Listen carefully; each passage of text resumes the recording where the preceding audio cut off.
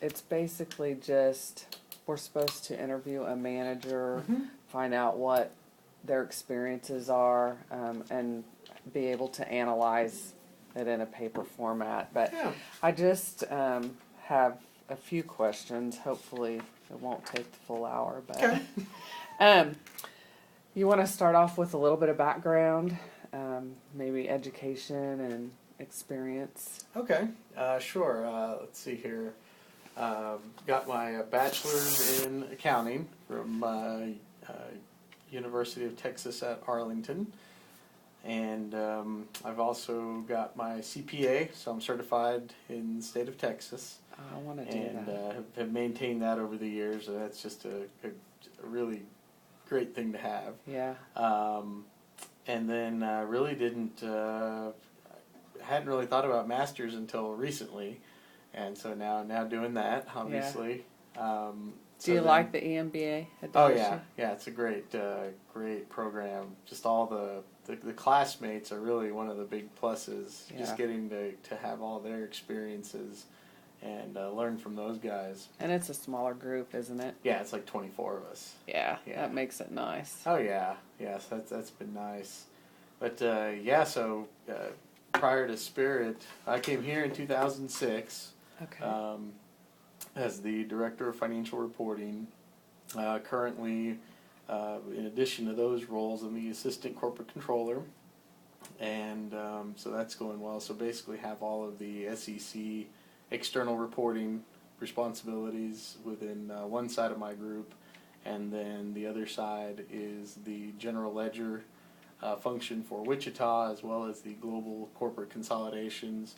And so we deal with Spirit Europe, Tulsa, Malaysia, all those guys. Prior to Spirit was at Vaught Aircraft in Dallas, Texas, and basically did the same type of role there. Was also involved in financial reporting, stood up all of their external department after they did public offering of debt. And so that's what brought me here, was the experience with the public side. When they did the IPO, that's when they brought me over.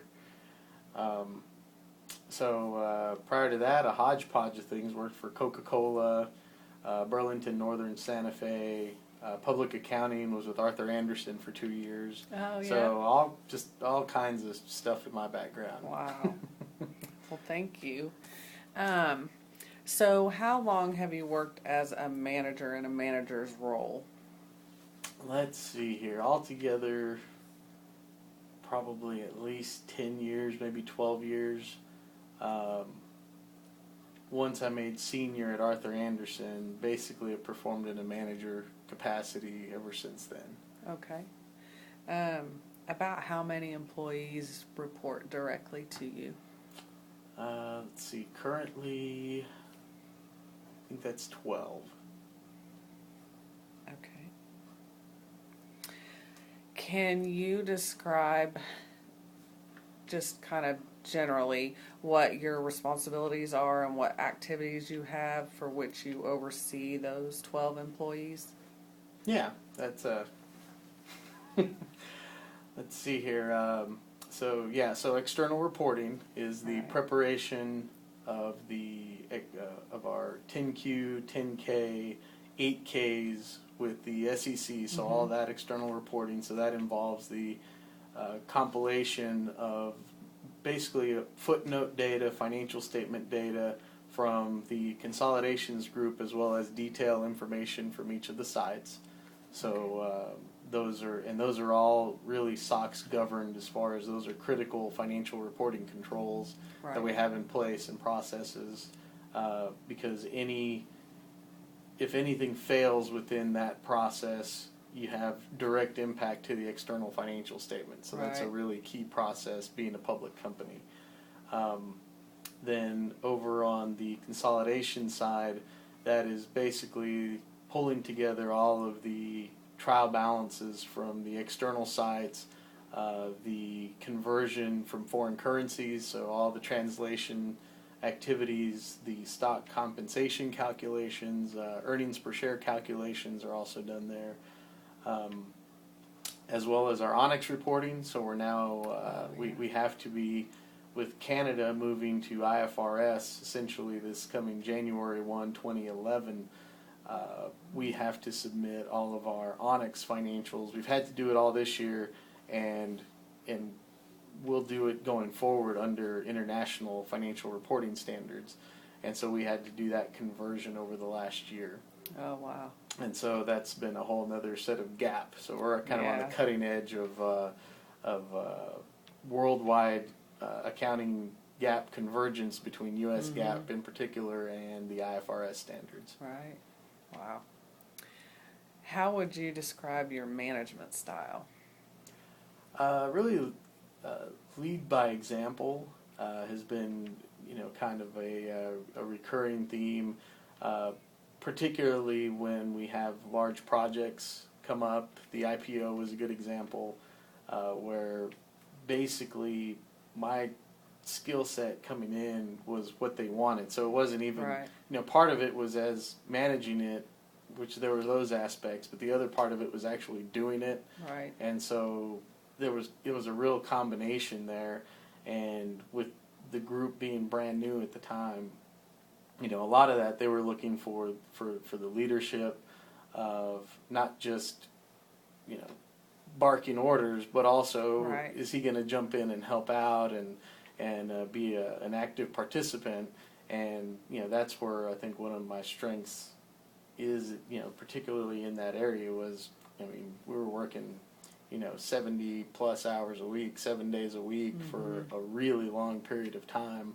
And, that's where I think a lot of the relationships around the company, reputation, those types of things were all developed during that first year. Right. And so really, and trying to evolve that now, the more I learn about management styles and various aspects of different types of management styles, I'm really trying to incorporate a lot more variety into this toolbox to really manage a group well.